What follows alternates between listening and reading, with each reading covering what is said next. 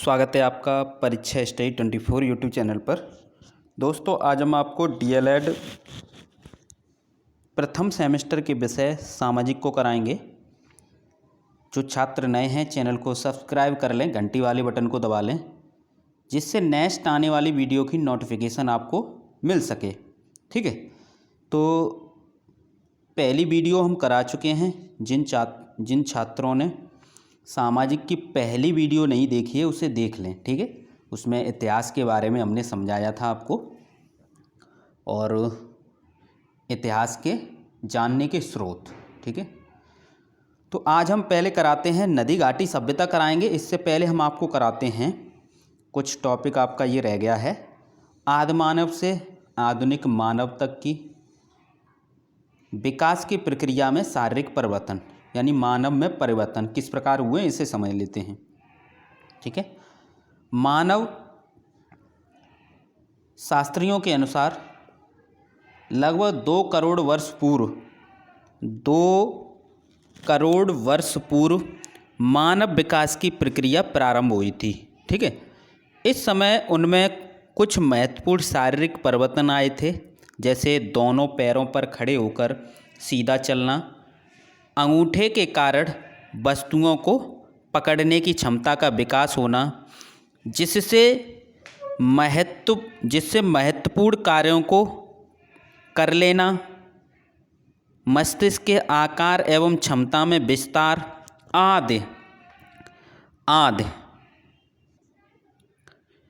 आदि मानव के शारीरिक विकास की यह प्रक्रिया चलती रही तथा धीरे धीरे विकास होता गया। ठीक है, तो इस प्रकार आपने समझा कि जो मनुष्य था उसका विकास कैसे हुआ है। ठीक है, इन महत्वपूर्ण बदलावों के कारण मानव अपने आसपास के वातावरण एवं परिस्थितियों के साथ सामंजस्य करने लगा। ठीक है, उन्होंने अपने हाथ एवं मस्तिष्क का अधिक प्रयोग करना सीख लिया था और अपनी ज़रूरतों के अनुसार पत्थर के औजारों का निर्माण करने लगा। इस प्रकार मानव में परिवर्तन हुआ। तो आपने समझा कि मानव में परिवर्तन किस प्रकार हुआ। नेक्स्ट इसी में समझते हैं। अब आपकी है नदी घाटी सभ्यता। तो जो नदी घाटी सभ्यताएं हैं इनमें आपको पढ़ना है विदेश की प्राचीन सभ्यताएं और भारत की प्राचीन सभ्यताएं। दो आप पढ़ेंगे। कौन कौन सी पढ़ेंगे? एक तो विदेश की प्राचीन सभ्यताएं हैं और एक भारत की प्राचीन सभ्यताएं। जो विदेश की प्राचीन सभ्यताएं हैं उसमें मेसोपोटामिया की सभ्यता। कौन सी सभ्यता? मेसोपोटामिया की सभ्यता, मिस्र की सभ्यता और चीन की सभ्यता पढ़ेंगे। कौन कौन सी पढ़ेंगे? मेसोपोटामिया की सभ्यता, मिस्र की सभ्यता, चीन की सभ्यता। और आपकी भारत की जो प्राचीन सभ्यता है उसमें पढ़ेंगे सिंधु घाटी की सभ्यता। ठीक है, अब इसे समझ लेते हैं, एक एक करके समझते हैं। मेसोपोटामिया की सभ्यता। ठीक है, मेसोपोटामिया की सभ्यता। तो मेसोपोटामिया 2 शब्दों से मिलकर बना है। जो मेसोपोटामिया शब्द है वो 2 शब्दों से मिलकर बना है। एक तो है मेसो और दूसरा है पोटामिया। मेसो को अर्थ होता है मध्य में या बीच में, पोटामिया का अर्थ होता है नदी। ठीक है, तो आप इसका अर्थ समझ गए। तो मेसोपोटामिया यूनानी भाषा का शब्द है। ये भी प्रश्न पूछा गया है कि मेसोपोटामिया किस भाषा का शब्द है, तो ये यूनानी भाषा का शब्द है। मेसोपोटामिया की सभ्यता का जन्म दजला फरात नदी घाटी में हुआ है। कहाँ हुआ है? दजला फरात नदी घाटी में। मेसोपोटामिया किस देश से संबंधित है? इराक देश से संबंधित है। किस देश से संबंधित है? इराक देश से संबंधित है। इनके देवता का निवास स्थान है वो कहाँ है? जिगुरत, और जिगुरत को ही मंदिर कहते हैं। ठीक है, जिगुरत लगभग 21 मीटर ऊंचा है। इसकी लिपि चित्रात्मक थी। कैसी थी? चित्रात्मक। तो मेसोपोटामिया के संबंध में इतने पॉइंट हमने आपको लिखा दिए। तो इतने पॉइंटों में से प्रश्न बनेंगे, ठीक है। पहले पॉइंट हमने समझाए, उसके बाद इसे समझ लेते हैं कैसे लिखेंगे। मेसोपोटामिया कि यह सभ्यता दजला फरात नदी के किनारे विकसित हुई। कहाँ पर विकसित हुई? दजला फरात नदी के किनारे विकसित हुई। जिगुरत में इनके प्रमुख देवता निवास करते थे। इनकी लिपि चित्रात्मक थी। सुमेरिया, बेबीलोन और असीरिया ये सभ्यताएं मेसोपोटामिया में हुई हैं, ठीक है। तो इस प्रकार आपने मेसोपोटामिया को समझा। ये प्रश्न पूछा जाता है तो इसका जो कार्यकाल था वो 5000 ईसा पूर्व से 2000 ईसा पूर्व माना जाता है, ठीक है। यहाँ से अब सेकंड देखते हैं मिस्र की सभ्यता। जो मिस्र की सभ्यता है, पहले मेसोपोटामिया की विशेषताएं समझ लेते हैं। मेसोपोटामिया सभ्यता की विशेषताएं, क्या विशेषताएं थीं? मेसोपोटामिया के लोग बहुदेववादी थे, यानी बहुत से देवताओं को मानते थे, ठीक है। इनका जो समाज था वो 3 वर्गों में विभाजित था। यह लोग भौतिकवादी थे। कैसे थे? भौतिकवादी थे। इनका मुख्य व्यवसाय कृषि एवं पशुपालन था। क्या था? कृषि एवं पशुपालन। इसमें राजतंत्रीय व्यवस्था थी। कैसी व्यवस्था थी? राजतंत्रीय व्यवस्था थी। इनका बलि प्रथा में विश्वास था। किसमें विश्वास था? बलि प्रथा में, ठीक है। तो इस प्रकार ये विशेषताएं लिख सकते हो कि मेसोपोटामिया के लोग बहुदेववादी थे। इनका जो समाज था वो 3 वर्गों में विभाजित था। ये लोग भौतिकवादी थे। इनका मुख्य व्यवसाय कृषि एवं पशुपालन था। इसमें राजतंत्रीय व्यवस्था थी। इनका बलि प्रथा में विश्वास रहता था, यानी विश्वास था, ठीक है। और यहाँ से पूछी जाए तो परिभाषा भी आप लिख सकते हो कि जो मेसोपोटामिया सभ्यता दजला तथा फरात नदी के किनारे विकसित हुई है, ठीक है। जिगुरत में इनके प्रमुख देवता निवास करते थे। इनकी लिपि चित्रात्मक थी। तो इस प्रकार आप लिख सकते हो। नेक्स्ट देखते हैं हम्बुराबी कौन था। ये प्रश्न पूछा जाता है कि हम्बुराबी कौन था। हम्बुराबी की विधि संहिता, विधि माने होता है कानून, ठीक है। संक्षिप्त वर्णन करना है तो हम्बुराबी बेबीलोनिया का एक शासक था। कौन था? बेबीलोनिया का एक शासक था तथा विश्व का प्रथम कानून निर्माता था। इसने संपूर्ण मेसोपोटामिया पर अधिकार कर एक विशाल साम्राज्य की स्थापना की थी। इसने क्या किया था? संपूर्ण मेसोपोटामिया पर अधिकार कर एक विशाल साम्राज्य की स्थापना क्या की थी। और हम्बुराबी की विधि संहिता क्या थी, इसे समझते हैं। हम्बुराबी की विधि संहिता, हम्बुराबी ने कानून संग्रह को विधि संहिता कहते हैं। हम्बुराबी के कानून संग्रह को ही विधि संहिता कहते हैं। तो आपको समझ में आ गया, विधि माने होता है कानून। इस विधि संहिता में 282 धाराएं तथा लगभग 3600 पंक्तियां हैं। हम्बुराबी ने स्वस्थ समाज एवं राज्य की स्थापना के लिए कानून तैयार करके उसे पत्थर पर लिखवाए थे। किस पर लिखवाए थे? पत्थर पर। विधि संहिता की धाराएं एक एक करके समझते हैं। कानून को कोई अपने हाथों में नहीं ले सकता है। अपराधी को सजा देने का काम सरकार का है। कानून अमीर तथा गरीब के लिए समान है। श्रमिकों की मजदूरी तय की गई। ब्याज दरें तय की गई। मुआवजा देने की व्यवस्था तय की गई। तो यह हम्बुराबी की जो कानून व्यवस्था थी या विधि संहिता थी वो ये थी, ठीक है। ये पॉइंट आप लिख सकते हो। नेक्स्ट समझते हैं मिस्र की सभ्यता। मिस्र की सभ्यता का विकास नील नदी की घाटी में हुआ है। मेसोपोटामिया का विकास दजला फरात नदी के किनारे हुआ है, ठीक है। इस प्रकार अंतर करके यदि आप याद करेंगे तो आप याद कर सकते हैं।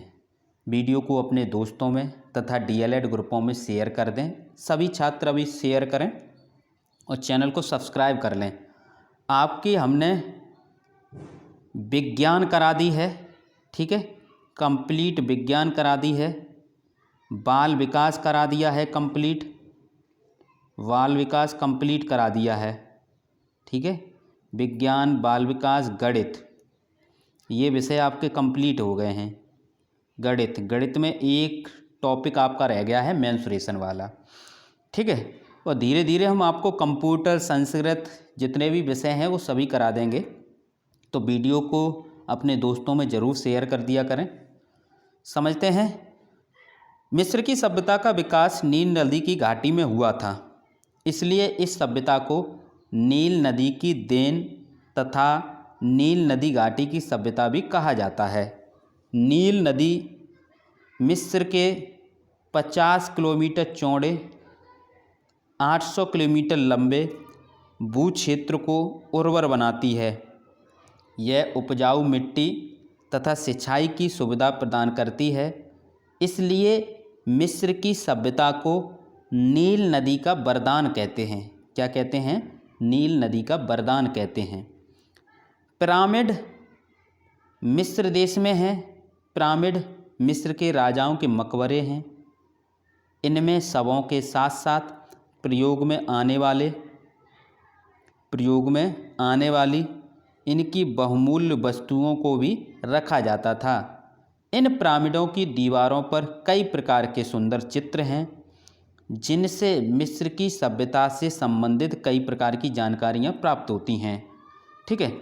और बहुत से छात्र मैसेज कर रहे थे, सर के वीडियो से देखकर लिखने में दिक्कत होती है, तो हम बता दें आपको कि वीडियो आपको यूट्यूब पर फ्री मिलेंगी, ठीक है। इससे आप समझ सकते हो। और पेड नोट्स, जो आपके पेड PDF नोट्स रहेंगे, ये पेड रहते हैं, ठीक है। तो जिन छात्रों को PDF पेड नोट्स चाहिए तो वो हमारे व्हाट्सएप ग्रुप से जुड़ सकते हैं, ठीक है।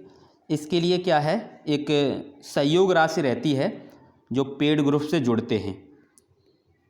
पेड ग्रुप से जो जुड़ते हैं उनके लिए एक सहयोग राशि रहती है, उन्हें पे करना होता है, पेड ग्रुप से जुड़ जाते हैं। उसमें ये फ़ायदा हो जाता है, आपको सभी विषय के कंप्लीट सिलेबस के PDF नोट्स मिल जाते हैं, ठीक है। सभी विषय के कंप्लीट PDF नोट्स मिल जाते हैं। और भी कोई इम्पोर्टेंट टॉपिक या इम्पोर्टेंट कोई चीज़ होती है तो हम आपको वहाँ पर प्रोवाइड करा देते हैं। तो ये फ़ायदा रहता है पेड ग्रुप से, ठीक है। मिस्र की सभ्यता की विशेषताएं। तो मिस्र के लोग बहुदेववादी थे। ये कॉमन आपका पॉइंट मिल रहा है कहाँ से? मेसोपोटामिया से। नेक्स्ट है, समाज 3 वर्गों में विभाजित था। ये भी पॉइंट मैच खा रहा है। इसमें राजतंत्रीय व्यवस्था थी, ये भी मैच खा रहा है। मिस्र के लोग भौतिकवादी थे। इनका मुख्य व्यवसाय कृषि था। तो लगभग पॉइंट आपके मैच खा रहे हैं मेसोपोटामिया से। मिस्र की सभ्यता के देन, ये प्रश्न पूछा जाता है। धूप घड़ी, सौर पंचांग का निर्माण किया, दशमलव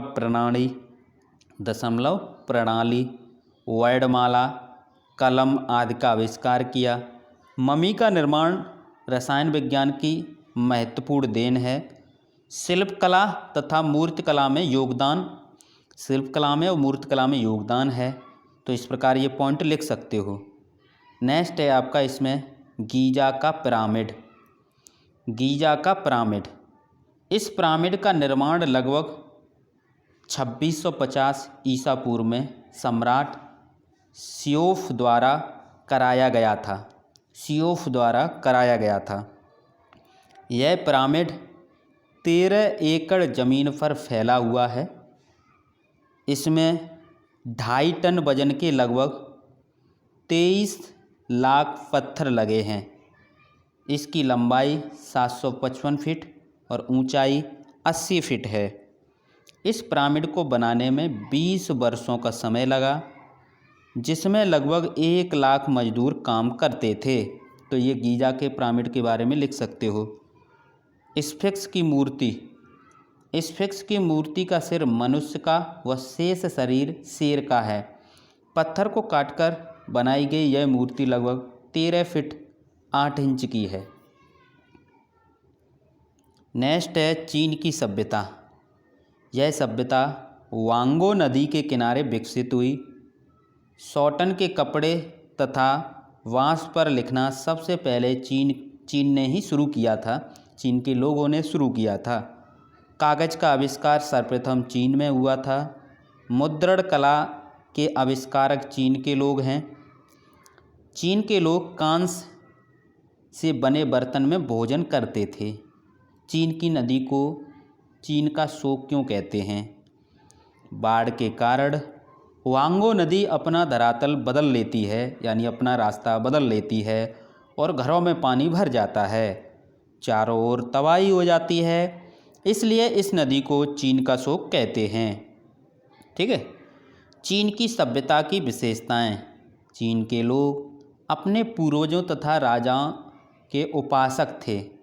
समाज 4 वर्गों में बंटा था।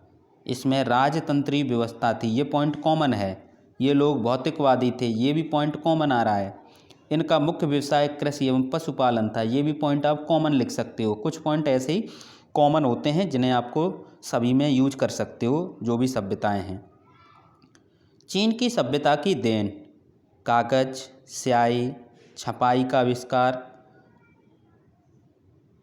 कागज मुद्रा, ताश, बारूद, कुतुबनुमा, भूकंपमापी यंत्र आदि का आविष्कार किया।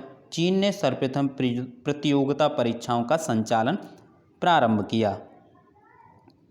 चीन की दीवार: इस दीवार का निर्माण लगभग 2200 ईसा पूर्व में चीनी सम्राट शी हुआंगटी के शासनकाल में हुआ था। इसकी लंबाई 2400 किलोमीटर, चौड़ाई 20 फीट तथा ऊंचाई 22 फीट है। धर्म प्रचारक: लाओ त्से। इनका जन्म 640 ईसा पूर्व में चीन के हुआन प्रांत में हुआ था। उनका वास्तविक नाम ली था। क्या था वास्तविक नाम? इनका जो लाओ त्से था, इनका वास्तविक नाम ली था। बाद में ताओ की उपाधि धारण की थी। बाद में इन्होंने क्या की थी? ताओ की उपाधि धारण की थी। इन्होंने ताओ ते चिंग नामक ग्रंथ लिखा। इनकी मृत्यु 517 ईसा पूर्व में हो गई थी। ठीक है। कन्फ्यूशियस का जन्म 551 ईसा पूर्व चीन के प्रतिष्ठित परिवार में हुआ था। उनका जन्म चीन के शांतुंग प्रांत के लू नामक नगर में हुआ था। उनके पिता का नाम कुंगफू था। 479 यानी 479 ईसा पूर्व में उनकी मृत्यु हुई। ठीक है। इस प्रकार आप लिख सकते हो 479 ईसा पूर्व। सिंधु घाटी सभ्यता। सिंधु घाटी सभ्यता को समझते हैं। सिंधु घाटी सभ्यता के अवशेष सिंधु नदी घाटी से मिलते हैं, इसलिए इसे सिंधु घाटी सभ्यता कहते हैं। इसे हड़प्पा सभ्यता, नगरी सभ्यता, भारतीय सभ्यता तथा सैंधव सभ्यता के नाम से भी जाना जाता है। हड़प्पा नामक स्थल से इस सभ्यता के अवशेष सबसे पहले मिले थे, इसलिए इसे हड़प्पा सभ्यता भी कहते हैं। सन 1921 में जॉन मार्शल की अध्यक्षता में दयाराम साहनी पुरातत्वविद ने पंजाब प्रांत में हड़प्पा नामक स्थल की खोज की थी। कहाँ पर की थी? पंजाब प्रांत में। ठीक है। किसने की थी? दयाराम साहनी ने। हड़प्पा नामक स्थल मांट गोमरी जिले तथा रावी नदी के तट पर स्थित है। यह वर्तमान में पाकिस्तान में है। वर्तमान में कहाँ है? पाकिस्तान में।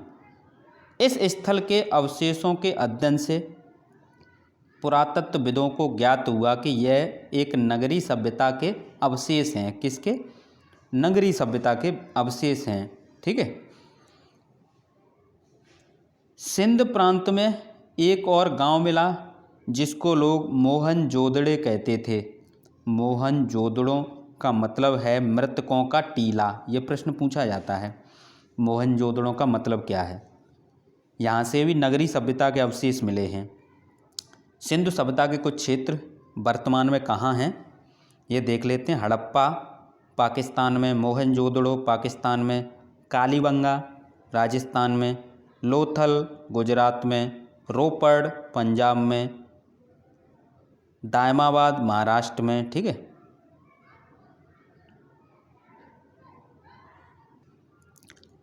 नेक्स्ट प्रश्न देखते हैं, हड़प्पा संस्कृति के आर्थिक एवं धार्मिक जीवन का वर्णन कीजिए। ठीक है। तो ये आप वर्णन कर सकते हैं कि सिंधु घाटी सभ्यता की आर्थिक व्यवस्था, सिंधु घाटी सभ्यता की आर्थिक व्यवस्था या हड़प्पा संस्कृति का आर्थिक जीवन। तो इसमें लिखेंगे उद्योग धंधे, कृषि, पशुपालन तथा शिल्प कार्य आदि इस सभ्यता के लोगों के आर्थिक जीवन के मुख्य आधार थे। सिंधु घाटी के निवासियों का मुख्य भोजन गेहूँ, जौ तथा चावल था। सिंधु घाटी सभ्यता की धार्मिक व्यवस्था, विद्वानों के अनुसार मातृशक्ति की उपासना, पशुपति यानी पशुपति शिव के रूप में देव पूजा, वृक्ष पूजा, पशु पूजा, जल पूजा आदि की जाती थी। सिंधु घाटी सभ्यता की नगरीय व्यवस्था, ये क्या थी? नगरों का निर्माण एक निश्चित योजना के आधार पर किया गया था। सड़कें चौड़ी थीं तथा वह छोटी छोटी सड़कों एवं गलियों से जुड़ी थी। सड़कों के किनारे पक्की नालियाँ बनी थीं। सिंधु घाटी सभ्यता के शहरों की विशेषताएं क्या थी? सड़कें चौड़ी थीं, छोटी छोटी सड़कों एवं नालियों से बड़ी सड़क जुड़ी थी। सड़कों के किनारे पक्की नालियाँ थीं। सड़कें पूर्व से पश्चिम की ओर तथा उत्तर से दक्षिण की ओर जाती थीं। नेक्स्ट देखते हैं सिंधु सभ्यता की विशेषताएं। सिंधु सभ्यता के लोग बहुदेववादी थे, ये सभी में कॉमन पॉइंट है। समाज 4 वर्गों में विभाजित था। इनका मुख्य व्यवसाय कृषि था। ठीक है। यह नगरीय सभ्यता थी। इसमें लोकतंत्रात्मक शासन व्यवस्था थी। इस प्रकार आप लिख सकते हो। और पेड नोट्स के लिए हमने आपको बता दिया, व्हाट्सएप नंबर 8445766464 पर मैसेज करके आप ग्रुप से जुड़ जाएं, जिससे आपको कोई दिक्कत ना हो। ठीक है। पेपर टाइम भागदड़ मचती है, जैसे अभी सेकंड सेमेस्टर के पेपर हैं तो अभी दिक्कत हो रही कि हम पढ़ नहीं पाए, ये नहीं हो पाया, अब नोट्स दे दो, ये कर दो। तो एक दिन में कल पेपर है, आज इतनी डिमांड है 1000 लोगों की कि पता नहीं कि आज ही सब पढ़ के और पेपर दे देंगे। तो ऐसा नहीं होता है। जब पैसे भी खर्च करना है तो पहले से करो। ठीक है। और एक सहयोग राशि ली जाती है, ज़्यादा कुछ नहीं होता। मैसेज करके आप पता कर सकते हो, नहीं लेना है तो कोई दिक्कत नहीं। थैंक यू दोस्तों। वीडियो को शेयर करें।